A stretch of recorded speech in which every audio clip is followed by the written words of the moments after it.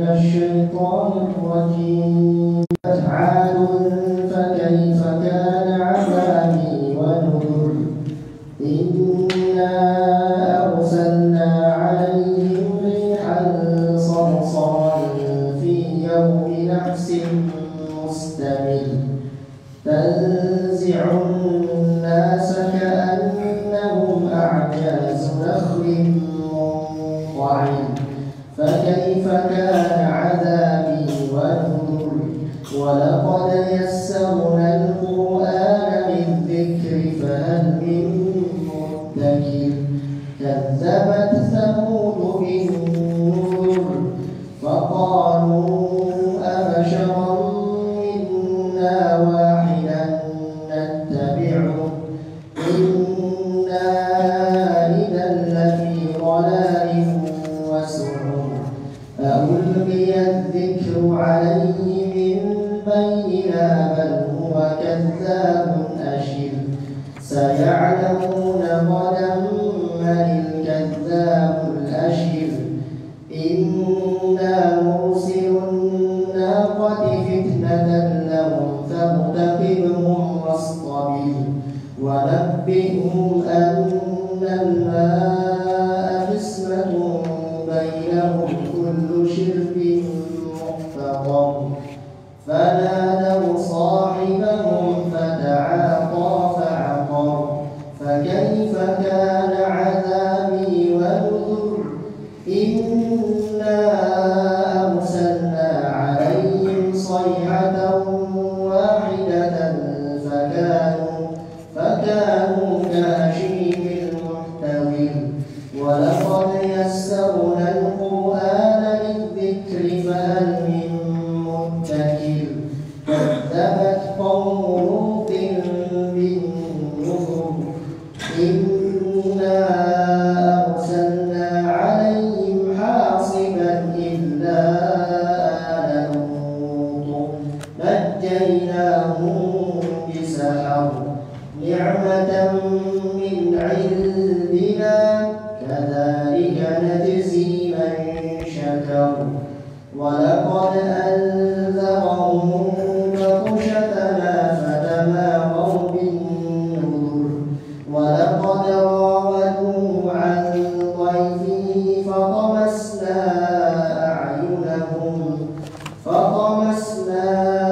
أعينهم فذوقوا عذابي ونذر. ولقد صبحهم بكرة عذاب مستقر فذوقوا عذابي ونذر. ولقد يسرنا القرآن للذكر فهل من مدكر.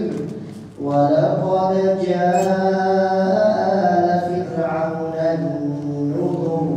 كذبوا بآياتنا كلها فأخذناهم أخذ عزيز مقتدر.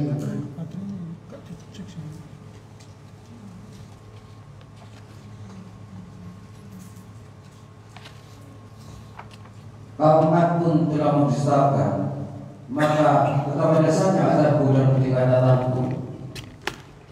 Sesungguhnya kami telah menghembuskan angin yang sangat kencang kepada mereka pada hari Nas yang terus menerus, yang membuat manusia berkelimpangan.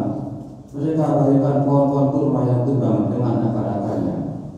Maka kepada dasarnya azabku dan peringatanku. Dan sungguh akan menggunakan Al-Quran untuk peringatan. Maka adakah orang yang mau mengambil pelajaran? Kaum Samud pun telah mendustakan peringatan itu. Maka mereka berkata, bagaimana kita akan mengikuti seorang manusia biasa di antara kita? Sungguh, kalau begitu kita benar-benar telah sesat dan gila. Apakah wahyu itu diturunkan kepadanya di antara kita? Pastilah dia salih seorang yang sangat pendusta dan sombong. Kelak mereka akan mengetahui siapa yang sebenarnya sangat pendusta dan sombong itu. Sesungguhnya kami akan mengirimkan unta betina sebagai cobaan bagi mereka. Maka tunduklah mereka dan bersabarlah soleh. Dan beritahukanlah kepada mereka bahwa air itu dibagi di antara mereka dengan unta betina itu. setiap orang telah mendapat giliran minum. Maka mereka mengambil kawannya, lalu dia menangkap budak itu dan memotongnya. Maka betapa dahsyatnya azabku dan peringatanku. Kami kirimkan atas mereka satu suara yang keras menggemuruh, yang mengguntur. Maka jadilah mereka seperti batang-batang kering yang lapuk. Dan sungguh telah kami gunakan Al-Quran untuk peringatan. Maka adakah orang yang mau mengambil pelajaran? Kaum Lut pun telah berdasarkan peringatanku. Sesungguhnya kami kirimkan kepada mereka badai yang membawa batu-batu yang menimpa mereka, kecuali keluarga Lut. Kami selamatkan mereka sebelum fajar menyingsi. Sebagai ikhlas dari kami, demikianlah kami memberi balasan kepada orang-orang yang bersyukur. Dan sungguh dia telah memperingatkan mereka akan hukuman kami, tetapi mereka memisahkan peringatanku. Dan sungguh mereka telah mewujudnya agar menyerahkan tamanya kepada mereka. Lalu kami butakan mata mereka, maka rasakanlah azabku dan peringatanku. Dan sungguh pada soalnya mereka benar-benar ditimpa azab yang tetap, maka rasakanlah azabku dan peringatanku. Dan sungguh telah memudahkan Al-Quran untuk peringatan, maka adakah orang yang mau mengambil pelajaran? Dan sungguh peringatan telah datang kepada keluarga Fir'aun. Mereka mendustakan mujizat-mujizat kami semuanya, maka kami azab mereka dengan azab dari Yang Maha Perkasa, Maha Kuasa. Apakah orang-orang kamu di lingkunganmu, kaum musyrikin, lebih baik dari mereka? Ataukah kamu telah mempunyai jaminan kebebasan dari azab dalam kitab-kitab terdahulu? Assalamualaikum warahmatullahi wabarakatuh. Alhamdulillahi rabbil alamin, wa bihi nasta'inu ala umuri dunya waddin. Assalatu wassalamu ala ashrafil anbiya'i wal mursalin, nabiyyina Muhammadin wa ala alihi wa ashabihi ajma'in, amma ba'du. Ikhwati fillah, rahimani wa rahimakumullah. Alhamdulillah, kita bersyukur kepada Allah Subhanahu wa taala yang mana kita kembali dipertemukan di majlis kajian Al-Qur'an yang mulia. Sebuah majlis yang di dalamnya seorang muslim dan muslimah diajarkan firman-firman Allah Subhanahu wa taala dan dimotivasi untuk mengamalkannya. Seorang yang hadir di majelis ilmu, maka itu merupakan keutamaan bagi dirinya, karena seorang penghuni surga di antara ciri-ciri mereka adalah orang-orang yang dimudahkan untuk hadir di majelis-majelis kebaikan. Sebagaimana Rasulullah sallallahu alaihi wasallam bersabda ketika menjelaskan tentang sifat penghuni surga, beliau mengatakan fayuyassaru bi'amali ahlil jannah. Mereka dimudahkan untuk melakukan amalan-amalan penghuni surga. Itu amalan-amalan ketaatan kepada Allah Subhanahu wa taala. Ikhwati fillah, rahimani wa rahimakumullah. Masih melanjutkan pembahasan tafsir di surat Al-Qamar. Surat Al-Qamar adalah surat yang banyak di dalamnya mengandung janji, ancaman, permulaan kejadian manusia, kebangkitan dan tauhid, penetapan kenabian dan banyak perkara-perkara besar yang lainnya. Sehingga Nabi SAW ketika menjadi imam di salat Id, salat Idul Fitri dan Idul Adha, maka beliau biasa membaca surat Qaf dan surat Al-Qamar ini. Sebagaimana diriwayatkan dari Ubaidah bin Abdullah radhiyallahu taala anhu, anna Umar bin Al-Khattab sa'ala Aba Waqid al-Laythi. Umar bin Khattab radhiyallahu taala anhu bertanya kepada Abu Waqid al-Laythi, salah seorang sahabat, maka yaqra'u bihi Rasulullah sallallahu alaihi wasallam fil adha wal fitri. Apa yang biasa dibaca oleh Nabi sallallahu alaihi wasallam ketika menjadi imam di salat Idul Adha dan Idul Fitri? Faqala, maka Abu Waqid al-Laythi radhiyallahu ta'ala anhu mengatakan, yaqra'u fihima biqaf wal Qur'anil Majid wa iqtarabatis sa'atu wa insyaqqal qamar. Beliau biasa membaca ketika salat Idul Adha dan Idul Fitri dengan Qaf wal Qur'anil Majid, surat Qaf dan surat Al-Qamar ini. Dan kita telah sampai pada ayat yang ke-18. Kalau pada pertemuan sebelumnya kita membahas tentang bagaimana Allah Subhanahu wa taala menghancurkan kaum Nuh dengan taufan, dengan banjir besar yang menghanyutkan semua orang-orang yang tidak naik di atas bahtera Nabi Nuh alaihi salatu wassalam. Maka setelahnya Allah menyebutkan tentang nabi-nabi yang lainnya yang datang setelah Nabi Nuh, yang juga diingkari oleh kaumnya meskipun mereka telah mendatangkan mukjizat dan bukti yang nyata. Pada ayat yang ke-18 Allah menceritakan tentang kaum Ad, yaitu kaumnya Nabi Hud alaihi salatu wassalam, kaum yang sangat kuat, yang biasa membuat bangunan-bangunan di bawah gunung, yaitu satu kabilah yang terkenal di Yaman, yang akhirnya pun mereka dibinasakan oleh angin yang tidak tampak dalam kasat mata mereka. Allah Subhanahu wa taala berfirman, kadzabat 'adun fakaifa kana 'adzabi wa nuzur.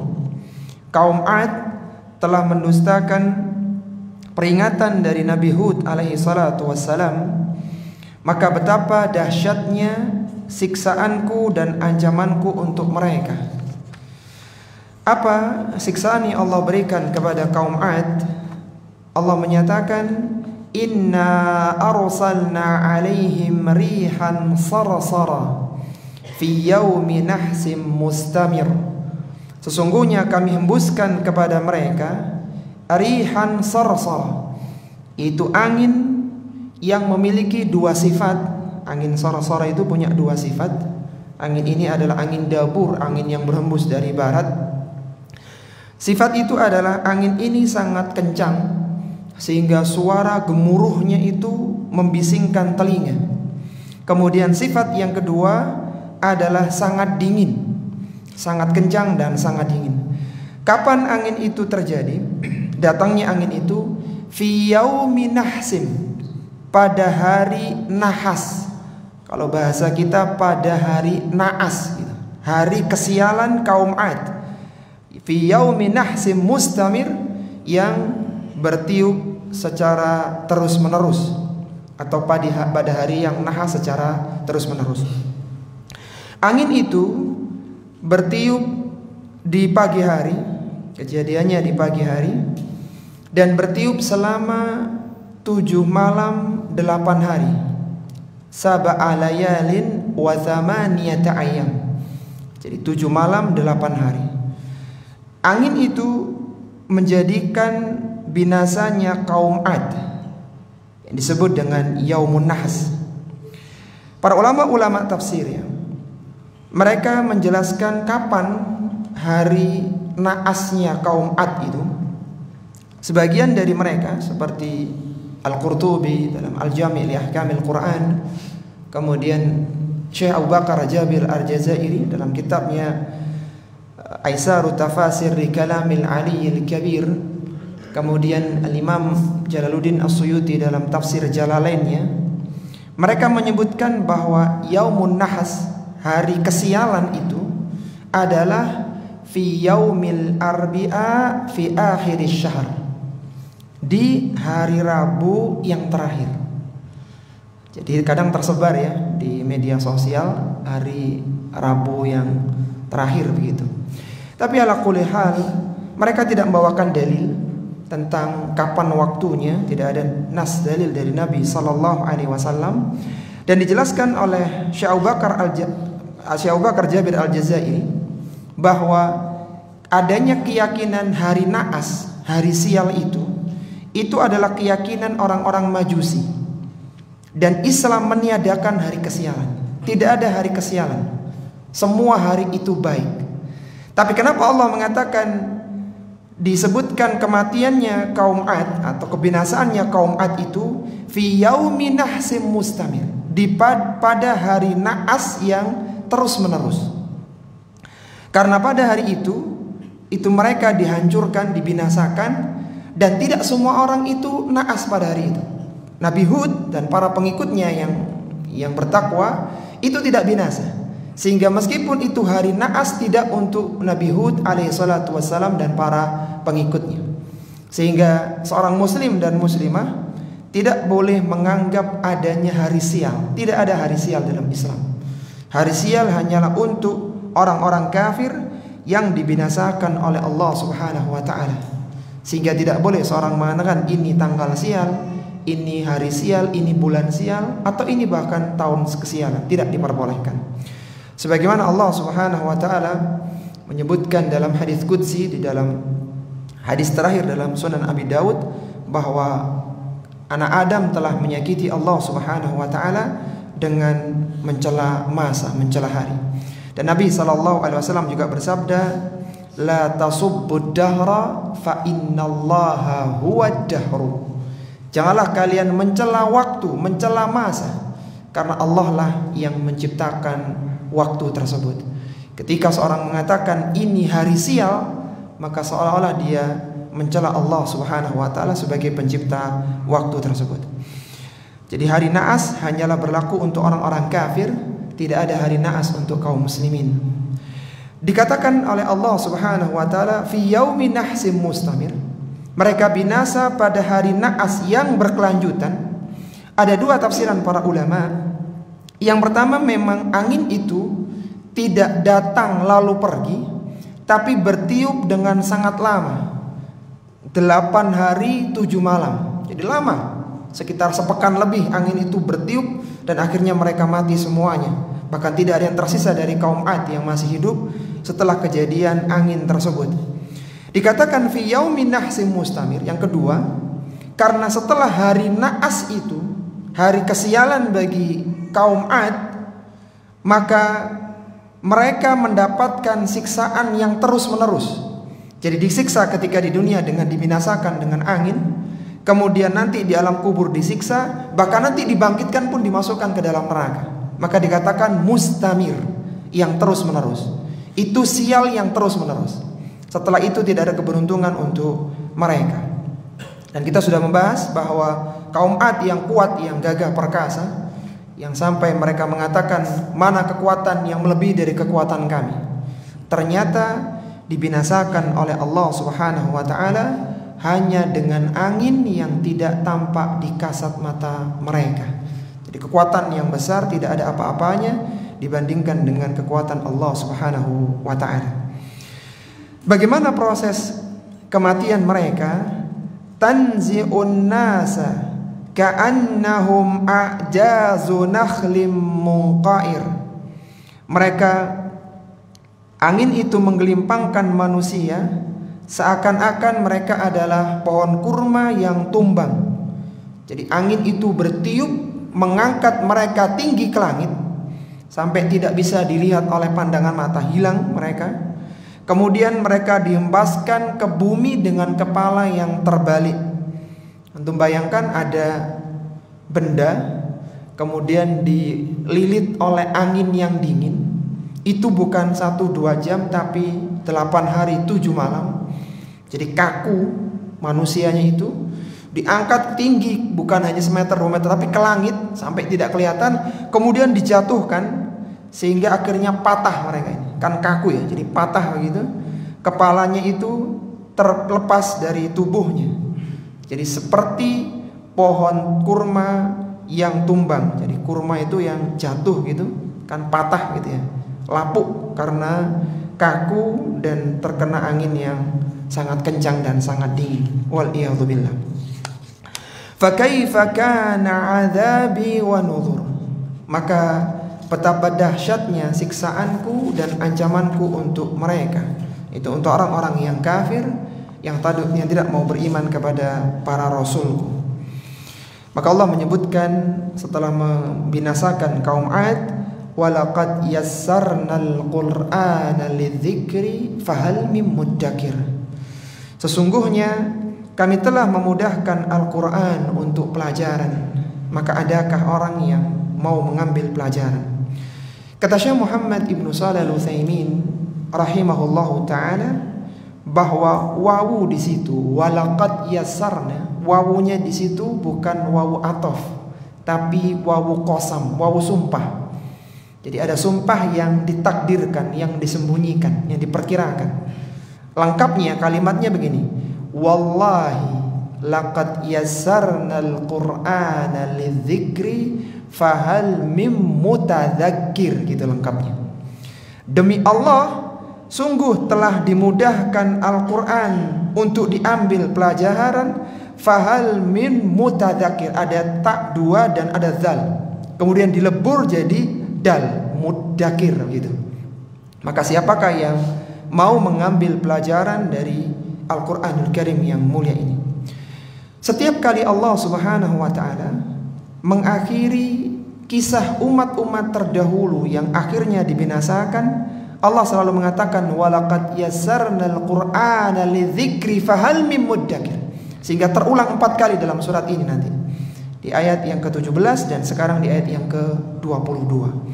Ini menunjukkan bahwa kisah-kisah tadi ketika seorang mau mengambil pelajaran, maka mereka akan mudah untuk mengambil pelajaran. Itulah contoh orang-orang yang durhaka, meskipun mereka punya kekuatan yang luar biasa, tetapi pada saatnya mereka dihancurkan oleh Allah Subhanahu wa ta'ala. Kemudian pada kisah yang ketiga, yaitu kaum Tsamud, kaumnya Nabi Salih alaihi salatu wassalam, Allah berfirman, kadzabat Tsamud bin nuzur. Kaum Tsamud telah mendustakan ancaman Nabi Salih alaihi salatu wassalam. Kaum Tsamud adalah kaum yang tinggal di dataran Hijr yang terletak di jalan Tabuk menuju kota Madinah. Mereka mendustakan ancaman Nabi Saleh, itu berupa siksaan yang akan menanti mereka ketika mereka menyekutukan Allah Subhanahu wa ta'ala. Nabi Saleh mengajak mereka untuk mentauhidkan Allah, tapi mereka menolaknya. Lihatlah bagaimana alasan mereka tidak mau beriman dengan Nabi Salih alaihi salatu wassalam. Mereka mengatakan, faqalu abasharam minna wahidatan nattabi'uhu inna idzal lafi dhalalin wa su'ur. Mereka mengatakan, bagaimana kami akan mengikuti manusia biasa, itu mengikuti Nabi Saleh alaihi salatu wassalam yang dianggap manusia biasa, bukan malaikat. Bahkan wahidatan, dia ini sendirian dalam mendakwahkan agamanya, dia tidak punya teman lain. Ya, tidak semua ya nabi itu hidup dalam satu masa, tapi ada nabi yang sendirian. Di antaranya Nabi Saleh alaihi salatu wassalam, dia datang sendirian. Kalaulah kami mengikuti dia, mengikuti dakwahan Nabi Saleh alaihi salatu wassalam, idzan la fi dhalali wa su'ur, maka kami tentu berada dalam kesesatan, bukan orang yang benar, dan dalam kondisi gila karena mengikuti satu orang sedangkan kami ini mayoritas. Jadi mereka itu punya keyakinan sendiri di komunitasnya kaum Tsamud. Datang Nabi Saleh mengajak agar mereka mentauhidkan Allah Subhanahu wa ta'ala, maka mereka menolak dengan perkataan seperti ini. Bagaimana mungkin satu orang ini bisa merubah satu komunitas besar seperti kami? Kalaulah kami ikut dia, padahal dia manusia biasa, dia bukan malaikat, bukan orang yang punya kedudukan di tengah-tengah kita, kenapa kita harus ikut dia? Kalaulah kita ikut dia, maka kita akan dalam kondisi sesat, dalam kondisi merugi. Kenapa kita harus menerima dakwah Nabi Saleh alaihi salatu wassalam? Jadi mereka menganggap bahwa kebenaran yang satu itu bukan merupakan kebenaran. Aulqiya dzikru alaihi min bainina, apakah wahyu diturunkan kepadanya min bainina, di antara kami, sedangkan di antara kami ada orang-orang yang punya status yang tinggi, punya kedudukan di masyarakat kami. Kenapa Nabi Saleh yang diberikan wahyu itu? Bal huwa kadzabun asyir, bahkan Nabi Saleh itu seorang pendusta. Kadzab itu isim tafdhil, jadi kadzab pendusta yang sangat banyak dustanya, dan asyir dia juga sombong. Itu dia menganggap kita ini tidak bisa, kita tidak tahu tentang masalah itu. Jadi dia meremehkan kita. Jadi mereka menolak karena Nabi Saleh datang dengan sendirian, dan Nabi Saleh bukan orang yang menjadi tokoh masyarakat di daerah itu. Dan alhamdulillah ya, Nabi Muhammad SAW itu dalam nasabnya itu nasab yang mulia. Lahir dari Bani Hashim, dari suku Quraisy yang terkenal dengan orang-orang yang berkhidmat kepada Baitullah. Jadi lahir di kalangan para orang-orang religius bahasa kita, sehingga orang-orang bisa menerima. Memang struktur susunan nasab keluarganya itu orang-orang yang dekat dengan Ka'bah Nabi Muhammad SAW, sehingga secara penerimaan di masyarakat itu lebih mudah. Memang dia stratanya ini adalah orang-orang yang dekat dengan agama. Dan Nabi Saleh alaihissalam tidak begitu ya. Jadi beliau orang biasa, tetapi diutus oleh Allah menjadi seorang nabi dan rasul. Sehingga mereka menolak karena dai yang datang kepada mereka bukanlah orang yang memiliki status sosial di masyarakatnya. Saya'lamuna ghadam manil kadzdzabul ashir. Maka kelak pada hari kiamat mereka akan mengetahui siapa yang sebenarnya itu pendusta dan sombong. Apakah Nabi Saleh ataukah mereka? Karena mereka ini justru menolak kebenaran, bahkan meremehkan Nabi Saleh. Karena mereka, kata mereka, faqalu abasharam minna wahidah. Apakah orang yang satu ini merubah keyakinan kami satu masyarakat besar? Ini kan meremehkan. Kata Nabi SAW, al-kibru batarul haqqi wa ghamtun nas. Kesombongan adalah ketika seorang menolak kebenaran meskipun datang dari satu orang, wa ghamtun nas, dan dia meremehkan manusia yang lainnya. Sehingga yang dusta, yang sombong itu justru kaum Samud, bukan Nabi Saleh alaihissalatu wassalam. Tapi itu nanti akan diketahui ketika hari kiamat, saat mereka dimasukkan ke dalam neraka yang menyala-nyala, waliyadzubillah. Kemudian kata Allah Subhanahu wa taala, inna mursilun naqati fitnatan lahum. Sesungguhnya kami mengirimkan kepada mereka onta betina sebagai fitnah, sebagai ujian bagi mereka. Fartakibhum wastabir. Maka tunggulah apa tindakan mereka kepada onta itu. Wastabir, dan bersabarlah di dalam menghadapi gangguan mereka. Jadi karena kaum Samud ini tidak menerima dakwahnya Nabi Saleh, maka Nabi Saleh itu disuruh mendatangkan bukti kenabian dengan melakukan sesuatu yang menurut logika mereka Nabi Saleh tidak akan bisa. Nabi Saleh diminta untuk mengeluarkan seekor onta dari batu. Itu permintaan mereka. Dan mereka yakin batu nggak mungkin ada kehidupan. Cacing aja nggak hidup, bakteri nggak mungkin hidup di dalam tengah-tengah batu. Mereka tidak minta onta dari laut, karena bisa jadi ada onta yang nyemplung ke laut kemudian keluar. Mereka tidak minta onta dari hutan, karena bisa jadi ada onta yang nyasar ke hutan. Mereka minta keluarkan onta betina dari batu. Sehingga mereka berpikir Nabi Saleh pasti tidak akan mampu. Maka inna mursilun naqati fitnatan lahum. Kami keluarkan onta itu dari batu sebagaimana permintaan mereka, sebagai ujian dari mereka. Apakah mereka ini benar-benar minta bukti sehingga akhirnya mereka beriman, atau mereka hanya nyari alasan supaya mereka tidak beriman kepada Nabi Saleh? Yang mereka inginkan sebenarnya itu bagaimana Nabi Saleh itu tidak berhasil memenuhi permintaan mereka, dan mereka punya hujah untuk tidak beriman kepada Nabi Saleh alaihi salatu wassalam. Kemudian setelah keluar onta betina itu dari batu dan berhasil Nabi Saleh alaihi salatu wassalam, maka Nabi Saleh membuat aturan dengan mereka, jangan diganggu onta ini, karena ini adalah onta Allah subhanahu wa ta'ala. Artinya onta yang diciptakan oleh Allah subhanahu wa ta'ala. Dan biarkan onta ini minum di sumur. Karena kita tahu ya, di antara kelebihan onta dibandingkan binatang-binatang yang lainnya, dia punya tandon di punuknya. Sampai-sampai kelebihan penciptaan onta ini Allah sebutkan dalam surat Al-Ghasyiyah.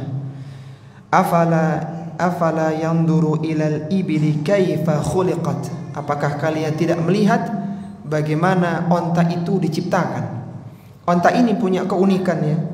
Salah satunya dia itu kalau minum itu bisa dalam jumlah yang besar. Jadi minum itu bisa sekian kubik air diminum. Sehingga onta ini meskipun jalannya lambat itu bisa berjalan di padang pasir dalam durasi beberapa hari. Bisa 10-20 hari, bisa tidak minum dan gak mati. Beda dengan binatang lain yang harus tiap hari minum. Onta tidak. Yang kedua, kelebihan onta ini, dia bisa memuat muatan yang berat. Beda dengan keledai apalagi kuda. Kalau kuda itu gesit tapi nggak kuat dengan beban berat. Jadi onta itu dikasih berapapun kuat rata-rata. Dikasih benda-benda yang berat itu kuat. Kemudian onta ini kelebihannya kalau dia sudah dilatih, misalnya jalan di sebuah tempat, kemudian dilepas, dia akan kembali ke tempat itu. Jadi di onta itu zaman dulu ada namanya sekedup ya. Jadi sebuah bilik di atas punuk onta. Itu ketika onta dilepas, kemudian diarahkan ke arah Madinah atau Mekah, orangnya tidur nanti sampai ke Madinah. Jadi jalan sendiri pelan-pelan sampai ke Madinah. Itu onta. Salah satu kelebihannya onta ini kalau minum dia dalam jumlah yang besar. Maka dipesan oleh Nabi Shalih alaihi salatu wassalam, wa nabbihum annal ma'a qismatun bainahum, bahwa beritahukanlah kepada mereka air itu dibagi untuk mereka, yaitu untuk onta dan untuk kaum Tsamud, kaumnya Nabi Shalih alaihi salatu wassalam. Kullu syirbim muhtadhar, setiap yang mendapat giliran maka itulah yang boleh hadir untuk minum. Jadi minumnya itu onta ini sehari minum, nanti besoknya kaum Tsamud itu minum. Jadi ada sumur satu, itu bergantian, satu hari onta, satu hari kaum Tsamud. Kalau di hari yang onta sedang minum, jadi seharian onta itu minum, maka air yang diminum oleh onta itu dirubah menjadi susu murni yang bisa diminum oleh seluruh kaum Tsamud. Jadi pada hari itu mereka minumnya susu, tapi harus nunggu ontanya minum sampai kenyang dulu. Kemudian mereka memerahnya, lalu susu itu bisa diminum satu kampung, satu kaum Tsamud. Besoknya mereka minum air biasa. Berjalan seperti itu, akhirnya mereka bosan. Ini enak aja nih onta ngatur-ngatur kita gitu. Akhirnya mereka ini membuat rapat, ada kesepakatan. Mereka akhirnya pada saatnya sepakat untuk menyembelih onta itu. Fanadaw sahibahum fata'ata fa'aqar. Setelah selesai mereka rapat ya, memutuskan, mereka merasa dikalahkan dengan onta. Masa kita ini orang-orang seperti ini kalah sama onta? Maka mereka akhirnya mengadakan rapat dan mereka sepakat untuk sembelih aja onta itu. Kita bunuh onta tersebut. Sehingga dipanggillah siapa yang menjadi eksekutornya. Yang menjadi eksekutornya tentu bukan orang biasa, dipilihlah orang yang paling kuat, orang yang paling pemberani, bahkan tokoh di situ, tokoh di kaum Tsamud. Siapa? Dialah orang yang paling celaka, yaitu Qudar bin Salif. Disebutkan oleh para mufassirin namanya Qudar bin Salif. Lalu dia fata'ata fa'aqar, maka dia ini menangkap dan melumpuhkan onta itu dengan memotong kakinya. Fa'aqar, lalu menyembelihnya. Jadi proses penyembelihan itu dilakukan dengan cepat, karena Allah menyebutkan dengan fa'aqar, bukan thumma aqar. Jadi langsung setelah mereka sepakat, Qudar bin Salif tidak berpikir panjang, langsung ditangkap onta itu, disembelih sama Qudar bin Salif.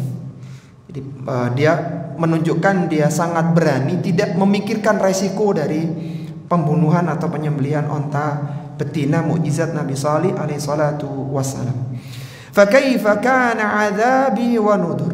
Maka betapa dahsyatnya siksaanku dan ancamanku bagi orang-orang yang kufur kepadaku dan mendustakan Rasulku, itu Nabi Shalih alaihi salatu wassalam. Mereka sudah minta mukjizat, kemudian didatangkan mukjizat, bahkan itu bermanfaat untuk mereka. Seandainya mereka mau sabar, tiap hari mereka minum susu satu kampung itu, tapi ternyata tidak. Mereka mendustakan, bahkan menyembelih ontanya Nabi Shalih. Maka akhirnya mereka ditimpa dengan adab. Inna arsalna alaihim sayhatan wahidatan Sesungguhnya kami menimpakan kepada mereka satu suara keras yang menggelegar.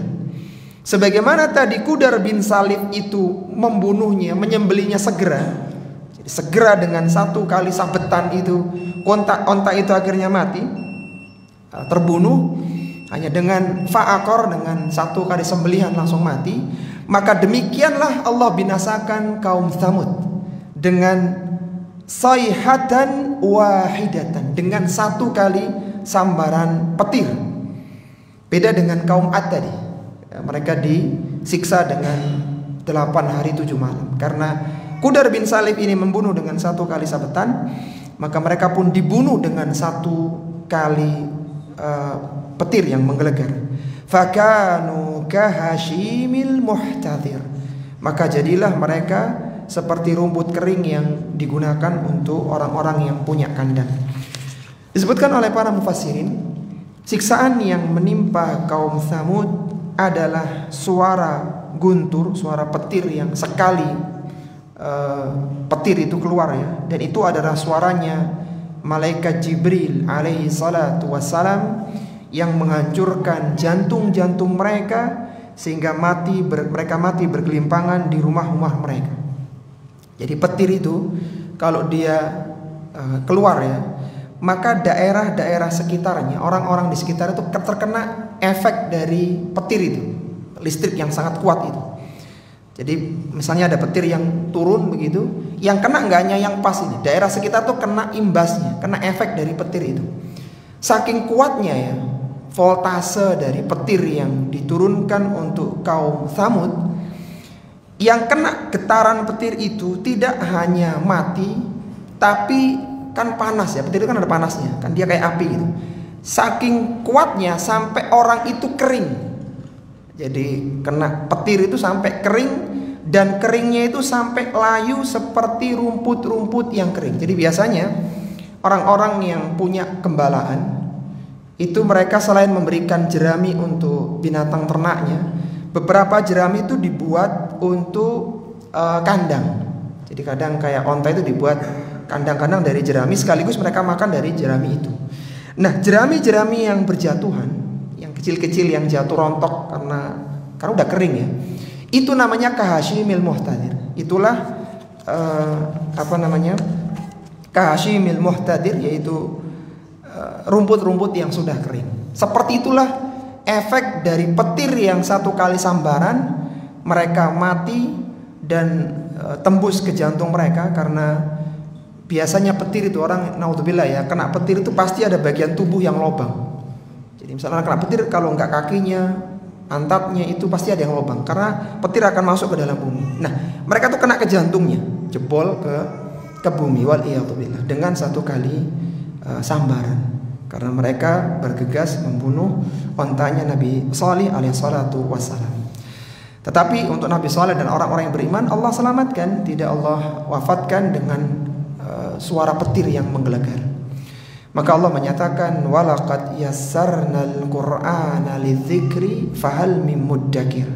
Sesungguhnya kami telah mudahkan Al-Qur'an untuk pelajaran. Lihatlah bagaimana orang-orang yang sombong, orang-orang yang mendustakan kebenaran itu dibinasakan oleh Allah dengan adab yang sangat mudah, yang dengan mudah mereka mati dalam kondisi yang terhina.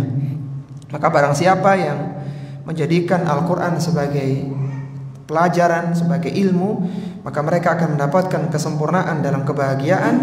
Dan barang siapa yang bersungguh-sungguh untuk menghafal Al-Quran, niscaya Allah akan mudahkan. Barang siapa yang sungguh-sungguh dalam tadabbur Al-Quran, merenungi ayat Al-Quran, maka Allah akan memudahkan dia di dalam mendapatkan pelajaran dari Al-Quran tersebut. Itu yang ketiga, dan selalu Allah tutup dengan walaqad yassarnal Qur'ana lidzikri fahal mim muddakir. Kemudian yang berikutnya adalah kaum Lut, kadzabat qaum Lutim bin Nuzur. Kaum Lut adalah penduduk kota Sadum yang dibinasakan oleh Allah Subhanahu wa taala karena mereka mendustakan ancaman Nabi Lut alaihi salatu wassalam. Kalaulah kaumnya Nabi Hud itu dikenal dengan nama kaum Ad, Kalaulah kaumnya Nabi Saleh dikenal dengan apa tadi? Kaum Tsamud. Adapun kaum Lut ini nggak punya nama, sehingga namanya dinisbahkan kepada nabinya, kaum Lut begitu. Seperti kaum Nuh nanti, karena nggak ada namanya. Komunitas itu nggak ada nama yang dikenal oleh bangsa Arab, sehingga disebut dengan kaum Lut. Kaum Lut ini punya dosa besar yang sangat keji, menjijikkan, yang tidak pernah dilakukan dosa itu oleh penduduk bumi selain mereka, yaitu dosa homoseksual. Mereka menyalurkan syahwatnya kepada sesama laki-laki. Dan ini belum ada sejarah kehidupan manusia, tidak ada makhluk yang menyalurkan syahwatnya kepada sesama jenis kecuali kaum Lut, yaitu penduduk negeri Sadum. Inna arsalna alaihim hasiba. Sesungguhnya kami hembuskan kepada mereka angin yang membawa batu, yaitu angin-angin di negeri mereka itu diangkat kemudian ditimpakan dengan angin, dengan bebatuan yang sudah tertulis nama-nama mereka sehingga tidak meleset. Illa ala Lutin, kecuali keluarga Lut. Keluarga Lut yang dimaksud adalah dua putrinya Nabi Lut alaihissalatu wassalam, dan bukan istrinya, karena istrinya juga ikut binasa karena ikut berkhianat dengan memberitahukan tamu-tamunya Nabi Lut yang akan diceritakan dalam ayat ini. Najainahum bisahar, yang kami selamatkan kaumnya Nabi Lut itu, keluarganya Nabi Lut itu, yaitu dua putrinya dan Nabi Lut serta orang-orang yang beriman, di waktu sahur. Jadi mereka keluar di waktu sahur, karena nanti setelah subuh itu kaum Lut itu dibinasakan oleh Allah Subhanahu wa taala melalui malaikat-malaikat yang diutus kepada Nabi Ibrahim kemudian datang ke kaumnya, ke kaum Lut. Nikmatan min indina kadzalika najzi man syakar, sebagai nikmat dari kami untuk mereka yang diselamatkan dari azab yang pedih itu, dan karena mereka adalah sebagai balasan bagi orang-orang yang bersyukur, yaitu putrinya Nabi Lut dan orang-orang yang beriman yang tidak banyak jumlahnya. Itu mereka bersabar dalam syahwat mereka, mereka tidak menyalurkan dalam tempat-tempat yang dilarang, maka karena ketaatan itu mereka selamat dari musibah yang besar. Apa itu? Kemudian bagaimana gambarannya musibah yang menimpa mereka? Walaqad andarahum batasyatana fatamarau bin nudur. Sesungguhnya Nabi Lut telah memperingatkan mereka tentang siksaan kami, dan mereka mendustakan ancaman-ancaman kami. Itu mereka tidak percaya dengan dakwahan Nabi Lut, tidak mempedulikan, bahkan mendustakan, ya, bahkan mengancam Nabi Lut alaihissalatu wassalam. Walaqad rawaduhu an dhaifihi. Sesungguhnya mereka telah membujuk Lut agar memberikan tamu-tamunya. Jadi datang 3 malaikat yang mulia dalam bentuk wujud laki-laki yang tampan, yaitu malaikat Jibril alaihi salatu wassalam, malaikat Mikail, dan malaikat Israfil, yang sebelumnya sudah bertamu di tempatnya Nabi Ibrahim untuk memberitahu bahwa Nabi Ibrahim akan punya anak melalui istrinya Sarah, yaitu Nabi Ishak. Setelah itu datanglah mereka ke rumahnya Nabi Lut alaihissalatu wassalam, dan istrinya memberitahukan kaumnya. Ini bentuk pengkhianatannya. Istri memberitahukan kaumnya bahwa Nabi Lut punya tamu-tamu yang tampan, dan mereka suka dengan laki-laki yang tampan. Wal iyadzu billah. Maka fatamasna ayunahum, maka kami butakan mata mereka. Disebutkan oleh para ulama tafsir secara jumhur, ya, kebanyakan mereka. Jadi mereka ini berusaha untuk mendobrak pintunya. Setelah mereka ngomong baik-baik tidak bisa, akhirnya berusaha untuk masuk di pintunya rumahnya Nabi Lut, ya. Bahkan disebutkan dalam surat mereka ini sudah mabuk dengan syahwatnya, ya. Mereka sudah, mohon maaf, kayak ngiler-ngiler gitu melihat laki-laki tamu-tamunya Nabi Lut alaihissalam yang tampan, yang sangat mereka butuhkan. Maka akhirnya mereka ini dibuka, kemudian mereka matanya buta. Disebutkan oleh para mufassirin, mereka buta karena kena sabetan sayapnya malaikat Jibril alaihissalatu wassalam. dan di butanya mereka itu matanya itu hilang, jadi tidak kelihatan. Sampai disebutkan oleh para mufassirin matanya itu jadi kayak kulit biasa, jadi polos, nggak ada lubang matanya, sehingga mereka pulang dengan meraba-raba untuk sampai ke rumahnya. Fadzuqu adzabi wa nuzur, maka rasakanlah siksaanku dan ancamanku kepada kalian wahai kaum Lut. Walaqad sabbahahum bukratan adzabum mustaqir, sesungguhnya pada keesokan hari, pada besok pagi setelah subuh, maka mereka akan ditimpa dengan azab yang mustaqir, yang kekal. Yaitu setelah mereka dibinasakan dengan batu, maka mereka mendapatkan siksaan di alam kubur sampai ke neraka.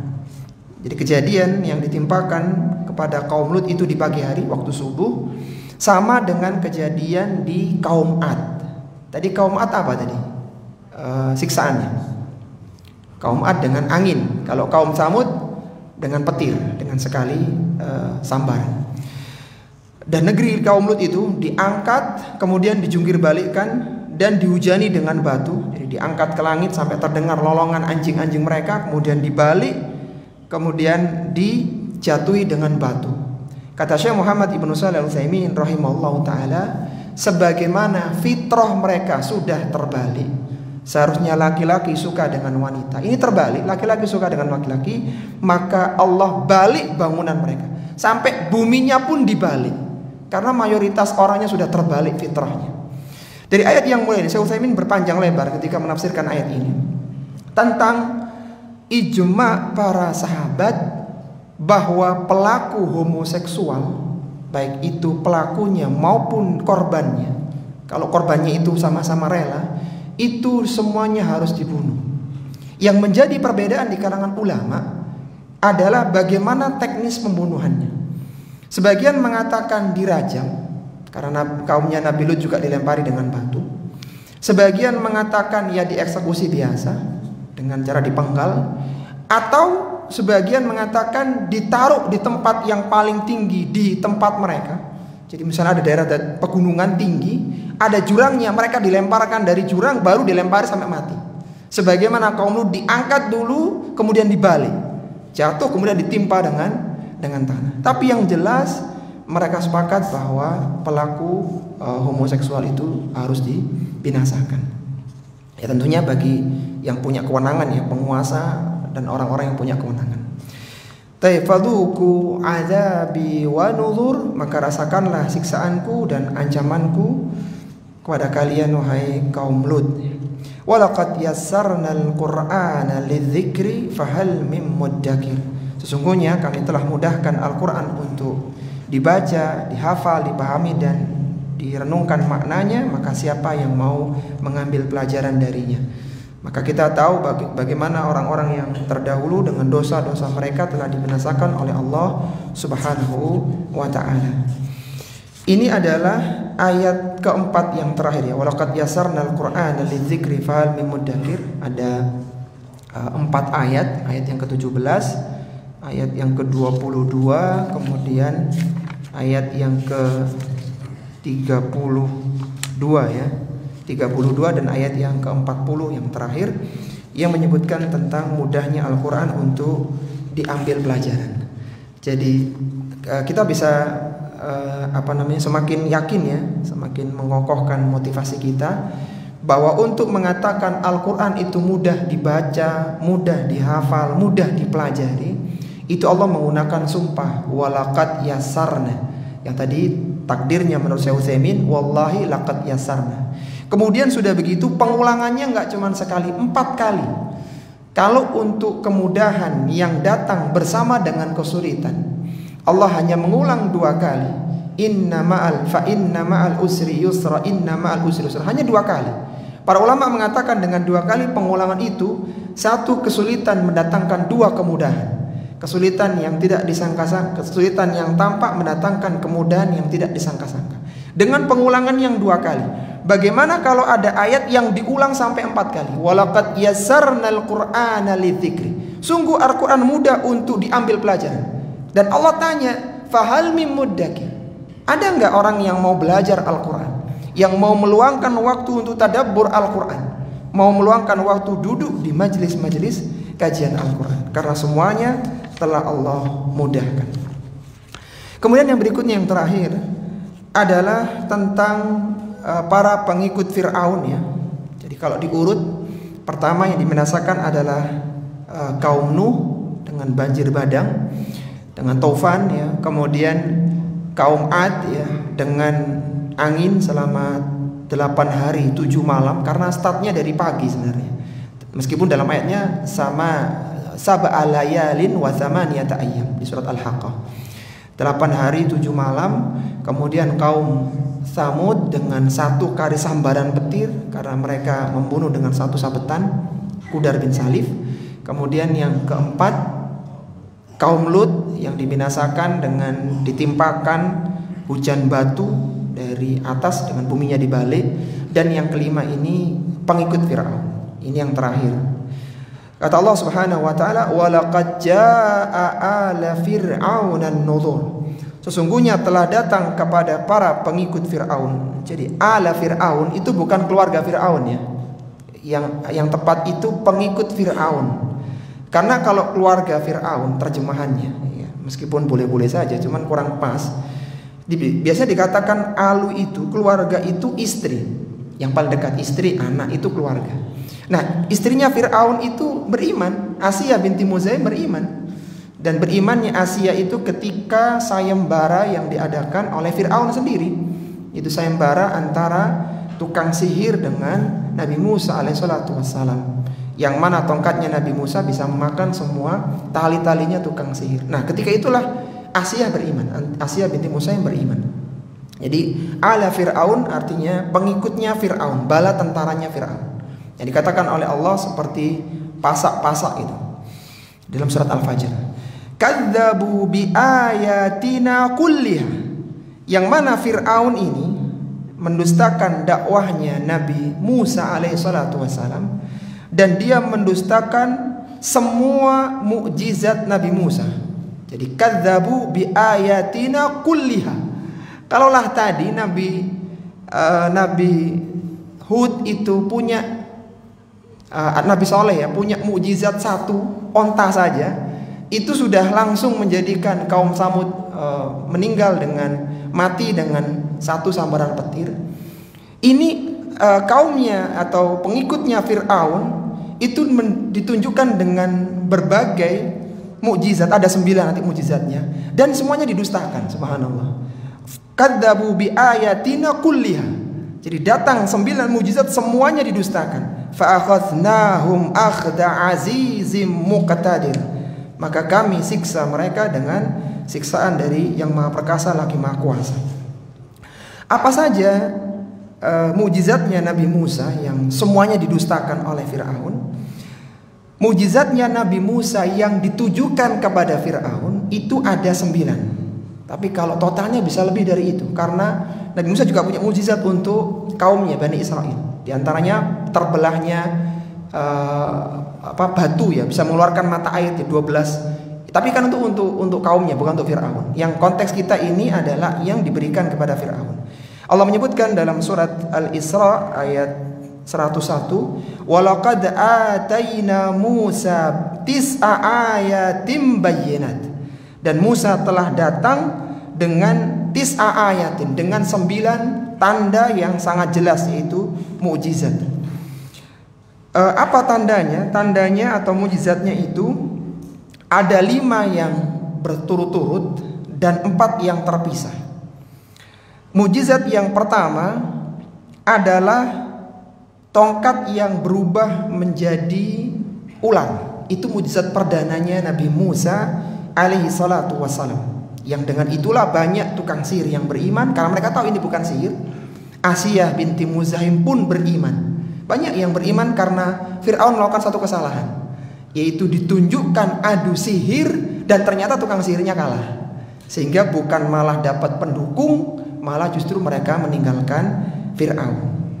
Dan Fir'aun marah besar dengan kejadian itu, karena kesalahan kebijakan menterinya yang mengadakan sayembara terbuka. Kemudian mukjizat yang kedua adalah tangan yang bisa bercahaya. ketika dikeluarkan jadi bercahaya sangat terang, bukan karena sakit tapi karena mukjizat. Kemudian ada juga banjir ya. Kemudian banjir, belalang, kutu, kata, ini semuanya jadi satu. Disebutkan oleh Allah Subhanahu wa taala dalam surat Al-A'raf ayat 133, fa arsarna alaihimut tufan. Kami berikan kepada mereka tufan. Jadi pernah di zaman Fir'aun itu terjadi banjir, meskipun tidak sebesar di zamannya Nabi Nuh. Wal jarad, kemudian juga belalang, jadi banyak belalang di mana-mana. Wal qummal, banyak kutu. Wad dhafadi, katak di mana-mana. Jadi di kerajaannya Fir'aun itu banyak katak kecil-kecil. Bahkan kalau mereka buka mulut, kataknya masuk ke mulut mereka. Wadam, kemudian air. Jadi air itu air minum mereka dari tempayan gitu, dari kendi. Kalau dikeluarkan itu bukan air, keluarnya itu darah. Sehingga akhirnya Fir'aun pun nggak dapat air bersih. Adanya darah yang amis, yang tidak layak untuk dikonsumsi. Ayatin mufassalatin, yang bersambung, fastakbaru wa kadzdzabu qauman mujrimin, dan mereka mendustakan, mereka adalah kaum yang berbuat dosa. Jadi ada 5 yang bersambung, yaitu tufan, badai, banjir, belalang, kutu, kata, dan darah. Ini 5 yang bersambung. 2 tadi yang di awal, yaitu tongkat yang berubah menjadi ular, sama tangan yang berwarna putih ya. Kemudian tambahan 2 lagi, kan kurang 2, jumlahnya 9, yaitu musim kemarau yang panjang. Jadi panas, meskipun tidak sepanjang di zamannya Nabi Yusuf ya, tapi sempat mengalami. Jadi memang kompleks ya. Fir'aun ini mujizatnya itu yang diberikan sangat kompleks sekali, mewakili mujizat yang diberikan di nabi-nabi yang lain. Kemudian yang terakhir adalah terbelahnya lautan. Jadi dikatakan oleh para ulama, berawal dari tongkat yang berubah menjadi ular dan berakhir dengan tongkat yang membelah lautan, gitu. Jadi tongkatnya Nabi Musa itu mengawali mujizat dan bentuk mujizat. Setelah itu nggak ada lagi mujizat untuk Fir'aun, karena Fir'aunnya udah nggak ada, karena sudah mati di di Laut Merah. Yang unik ya, dikatakan oleh para ulama, kita tahu ya ceritanya Nabi Musa itu kan dihanyutkan oleh ibunya di sungai. Jadi ada informasi bahwa Fir'aun melakukan agresi, semua anak laki-laki itu disembelih, dibunuh. Maka Allah berikan ilham kepada ibunya Nabi Musa agar meletakkan Nabi Musa di sebuah tempat, kemudian diletakkan ke sungai. Itu diberikan ilham oleh Allah Subhanahu wa taala, yang akhirnya kotaknya Nabi Musa itu masuk di kerajaannya Fir'aun dan ditemukan oleh Asia. Jadi kata Asia, silakanlah membunuh semua bayi laki-laki kecuali yang ini tolong jangan dibunuh. Justru ini akan menghancurkan kerajaannya Fir'aun. Kemudian itu Nabi Musa ya. Jadi Nabi Musa itu seorang bayi naik di atas kotak kecil sederhana, bisa selamat sampai ke tangan musuhnya Fir'aun. Sedangkan Fir'aun dengan bala tentara yang sangat banyak masuk ke Laut Merah, mati. Jadi Masya Allah ya, ada air yang menyelamatkan Nabi Musa dan ada air yang mematikan Fir'aun. Ya itulah sebagaimana Allah Subhanahu wa taala menyelamatkan orang-orang yang beriman dan Allah binasakan orang-orang kafir. Kemudian dikatakan oleh Allah Subhanahu wa taala siksaan itu, dan itu menghinakan untuk Fir'aun ya, karena Fir'aun tidak kalah dalam peperangan, tapi Fir'aun mati dengan air. Mati dengan air, padahal Fir'aun adalah raja yang mengatakan ana rabbukumul a'la, aku adalah Rabb kalian yang paling tinggi. Ternyata endingnya itu tenggelam di lautan yang dia sendiri mendatanginya. Taib, disebutkan oleh Allah Subhanahu wa taala, fa akhadnahum akhda azizim muqtadir. Kata muqtadir ini sebenarnya sama dengan al-qadir. Tetapi kalau qadir itu maha kuasa, sama secara bahasa. Cuman karena muqtadir ada tambahan, ada qaf dan taknya, jadi tambahan kata, sehingga kalau kata al-qadir itu artinya maha kuasa, muqtadir itu jadi maha kuasa begitu. Kalau secara bahasa, jadi kekuasaannya itu di atas qadir. Maksudnya begini ikhwah, kalaulah Allah itu mengadab makhluknya dengan kekuasaannya aja sudah cukup untuk menjadikan dia tersiksa. Ini kekuasaan yang berlapis-lapis. Allah siksa orang yang mengaku dirinya Tuhan, yang membuat banyak kemungkaran, membunuh banyak manusia Bani Israel zaman itu, maka tentunya siksaan itu bukan siksaan yang biasa, tapi disiksa oleh Al-Aziz yang Allah perkasa dan Muqtadir, yang kekuasaannya itu sangat kuat sekali. Sehingga jangan ditanya bagaimana siksaan untuk Fir'aun di dunia, apalagi nanti pada hari kiamat, yaitu dimasukkan ke dalam neraka yang menyala-nyala. Ini para ikhwah rahimani wa rahimakumullah yang bisa kita bahas tentang kisah nabi-nabi terdahulu, dan semuanya menguatkan dakwah Nabi SAW. Kalaulah Nabi yang sudah menunjukkan bulan terbelah itu mereka tidak beriman, maka ada nabi-nabi yang lain yang juga menunjukkan mukjizatnya dan kaumnya pun tidak beriman. Maka marilah kita beriman dengan semua yang datang dari Nabi SAW, dan semoga dengan mempelajari ayat Al-Quran keimanan kita semakin meningkat dan akhlak kita semakin baik, baik itu kepada Allah maupun kepada sesama manusia. Mohon maaf kalau ada hal yang kurang berkenan. Kita akhiri wassallallahu ala nabiyyina Muhammadin wa ala alihi wa sahbihi wasallam. Subhanakallahumma wa bihamdika asyhadu an la ilaha illa anta astaghfiruka wa atubu ilaik. Wa akhiru da'wana alhamdulillahi rabbil alamin. Wassalamu alaikum warahmatullahi wabarakatuh.